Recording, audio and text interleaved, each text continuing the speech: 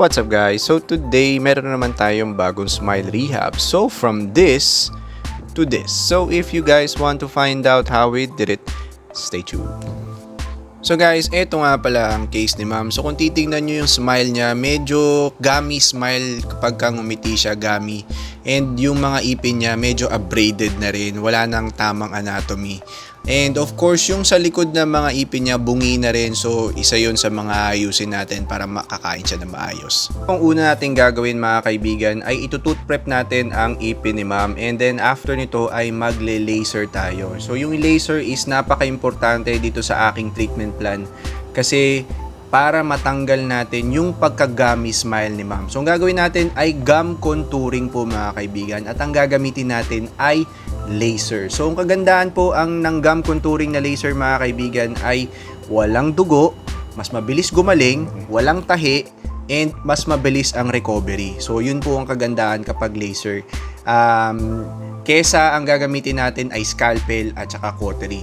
So, yung parehas na yun, medyo masakit yun pag yun ang ginamit natin. So guys, after natin ma-tooth prep, susukatan na natin si ma'am at diretso na tayo sa laboratory. So, sa laboratory ang gagawin natin ay ito ay gumawa ako ng mock-up para sa kanya para at least meron siyang medyo idea na sa mangyayari.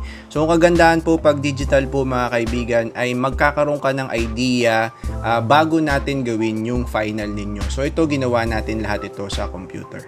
So guys, iti-3D print natin ang ating temporary at ito kinabit ko na yung temporary ka ma'am kaso hindi ko siya nagustuhan kasi napaka-bulky. Sa sobrang bulky nagmukhang Willy Wonka ang datingan. So ang gagawin natin mga kaibigan ay balik tayo sa laboratory at gagawa tayo ng bagong design para kay ma'am ng medyo liliitan natin ng konti. So guys, kinabitan natin siya ng bagong temporary at eto na. So kung titignan nyo, masyado maputi yung temporary na nilagay ko pero at least maganda na yung anatomy, hindi na siya bulky at of course ang ganda na ng ngiti, ang ganda ng pangil and yung centrals niya ang lalaki na.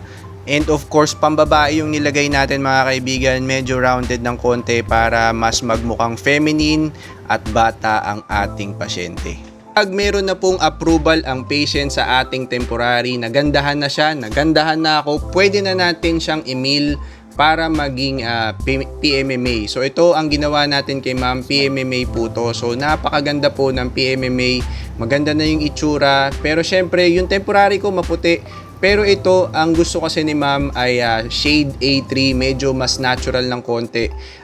Mas maputi ng konti sa baba, hindi ko pinantay kasi yung lower niya medyo madilaw talaga.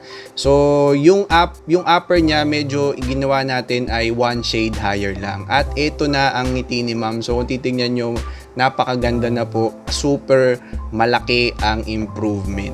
Guys, para sa mga pasyente na gustong magpa-smile rehab, i-message nyo lang kami sa aming Facebook page. At huwag nyo pong kalimutan na i-share at i-comment mga kaibigan ang pangalan nyo sa baba kasi baka kayo na ang isang lucky subscriber na manalo ng bagong smile rehab.